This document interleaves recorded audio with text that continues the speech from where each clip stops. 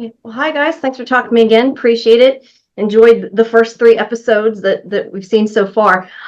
So to start out, I guess this is, I mean, you guys can chime in, but I guess this is more a question for Christie. But obviously at the end of last season, they, trusted Maddox did not go so well. We find out in the first episode. So can you sort of tease, that, kind of give and take, and also with the new crew members, sort of them having to have trust in new people. Just sort of talk about that. Yeah, I think we, find Garnett in probably an impossible situation where her, arc one is basically destroyed. We don't know who's alive, who's dead. So that's weighing on her. And she's finding out that Evelyn isn't necessarily a great leader. And so she's having, these people on Arc 15 want to organize a coup, and well, not a coup, but like they want to come over and help Arc 1. And I just think all of that leads to an incredible season 2. Like, it's just, I think the addition of new characters and how they relate to one another and rebuilding a ship in times of tragedy and all of that just leads to like an incredibly explosive, unpredictable season 2.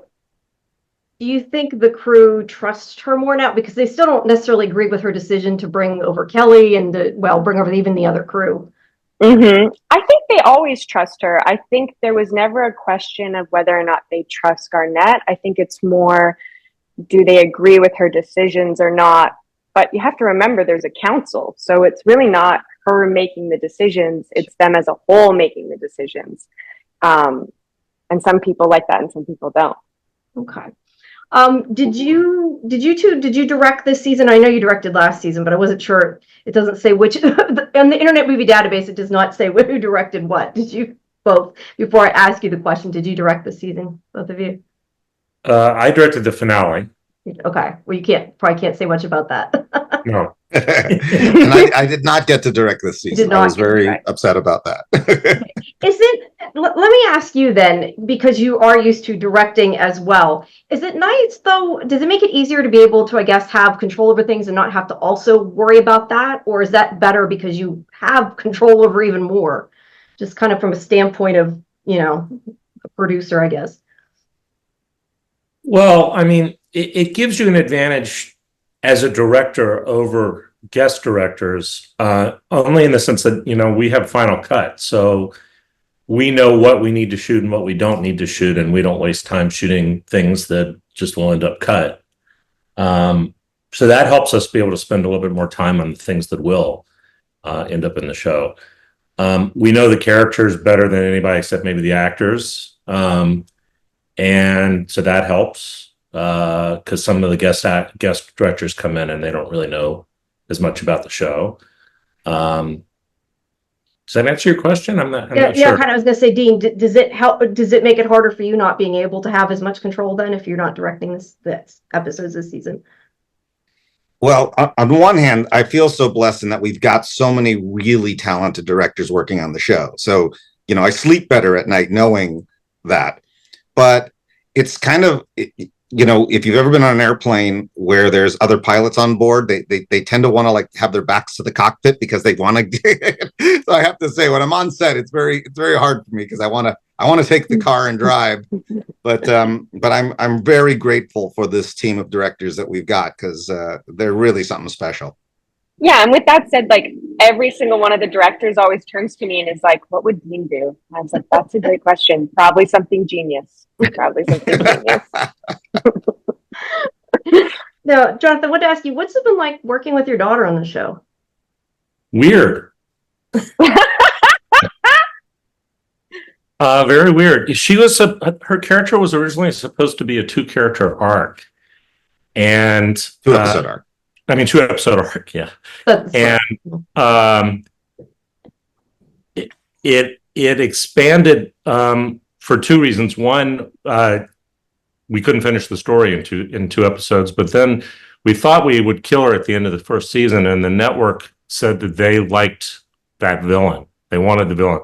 No comment necessarily on her performance. I'd like to think it is just as dad, but But she's amazing. Like, but you know, they just like the character a lot. They like, it's become a very interesting villain, a very complex villain. And so she's still there. And it's like, it's very strange. Yeah. And as a dad, I'm always hypercritical over work. So I'm always trying to keep my mouth shut. I don't know if that's a good thing or a bad thing for her, whether she wants your advice or not. I guess it depends. Exactly. I don't want to be that guy. So I try to just let it go. Right. Christie, can you tease a bit about kind of your, I guess, interactions with Kelly this season and trying to rein her in, I guess, a little bit, but also maybe trying to give her a little bit of trust? I don't know. Yeah, I feel like that relationship is one that I really love.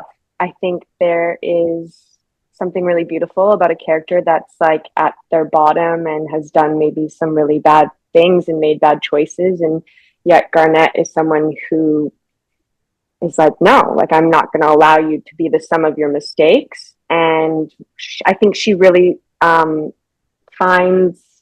her and sees her as like a sister, and really wants to nurture that relationship with her. So yeah, I love that relationship. And Kelly is like so fun to act with. She's game for anything. There was this incident where Jonathan was directing, and I may have almost, slightly grazed her when I was doing a punch. And I was like, this is how I get fucked. Well, and then Sam like threw herself into this wall. And I was like, I swear I didn't push her that hard. Like, she's just game for anything. But I was like, that day I was like, I'm getting fired. Like, this is the end of my career. Jonathan Glassner's going to fire me. But that's just a testament to how game Sam is. But that relationship, I think, is like a sister relationship. So, yeah. They both understand the idea of being other. Yeah, Garnett as a clone, and Kelly as just completely screwed in every way. That's a way to describe her. Yeah. Is there, let me ask so I can hear from you, but Dean, is there anything you did like differently, I guess, this time around? I know you've obviously done a lot of series before, but is there anything that because of last season you learned that was done differently after this? Sorry, we're almost out of time. So, well, I don't know if it's because we want to do something because of something we learned, but I think that the season one was almost disaster movie of the week. Each week there was some new problem that they had to overcome, some giant disaster. And there was a real conscious effort at the beginning of this to say, well, let's try and embrace some larger science fiction concepts this season. And let's really mix it up. And Jonathan just came up with the most amazing storyline and episodes. And, so I think that while it still maintains that kind of breathless energy, it's not what disaster is going to hit them this week. There's some really interesting concepts that we hit week after week. And I think it really expands what we can do on the show. Great. All right. Well, thank you, all of you. I appreciate it. Like I said, I enjoyed the first 3 episodes. I'm excited to see what happens after that. So Thank you. Jamie. Nice to see you again. You too. Have a good rest of your day. Bye.